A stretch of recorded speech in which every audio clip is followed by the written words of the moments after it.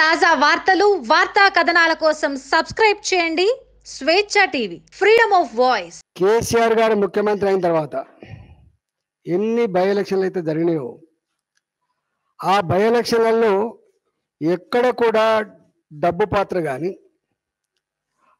అభివృద్ధి నిధుల పాత్ర కానీ, దౌర్జన్యాల పాత్ర కానీ, అధికార దుర్వినియోగం పాత్ర కానీ, అనేక రకాల హామీల పాత్రలు కానీ లేవు.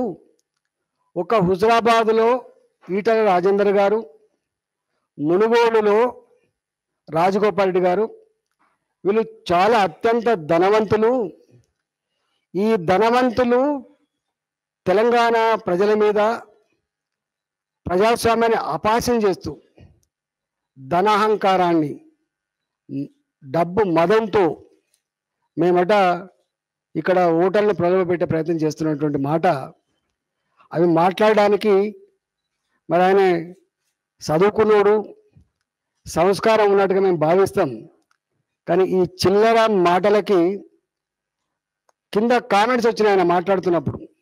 ఆ కామెంట్స్ అని చూస్తే ఆయన పట్ల తెలంగాణ ప్రజానీకానికి, తెలంగాణ మేధావర్గానికి ఏం భావన ఉందో అర్థమవుతుంది.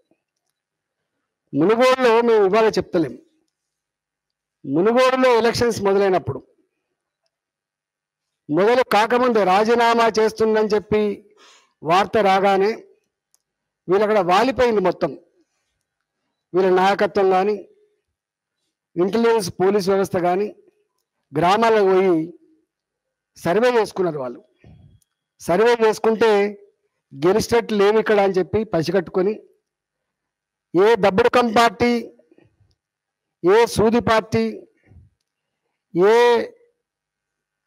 అరాచకాన్ని సృష్టించే పార్టీ అని చెప్పి, ప్రజల మధ్యలో చిచ్చు పెట్టే పార్టీలు అని చెప్పి కమ్యూనిస్ట్ పార్టీని శాసనసభ వేదిక మీద మాట్లాడిండు.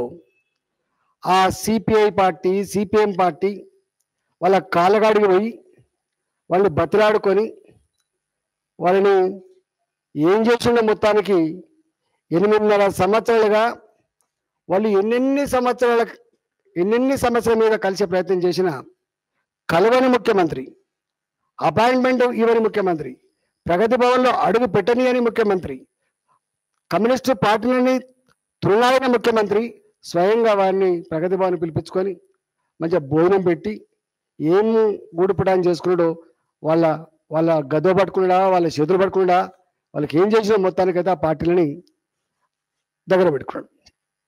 ఎంఐఎం పార్టీ అయితే ఎట్లయినా వాళ్ళ పార్టీ మొట్టమొదటి చేసిన పార్టీ. రెండవ చేసిన పార్టీ ఏంటిది?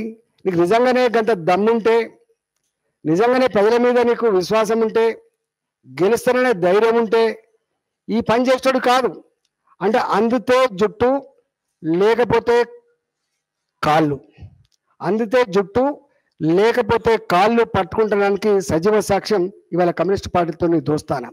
తాజా వార్తలు, వార్తా కథనాల కోసం సబ్స్క్రైబ్ చేయండి స్వేచ్ఛ టీవీ, ఫ్రీడమ్ ఆఫ్ వాయిస్.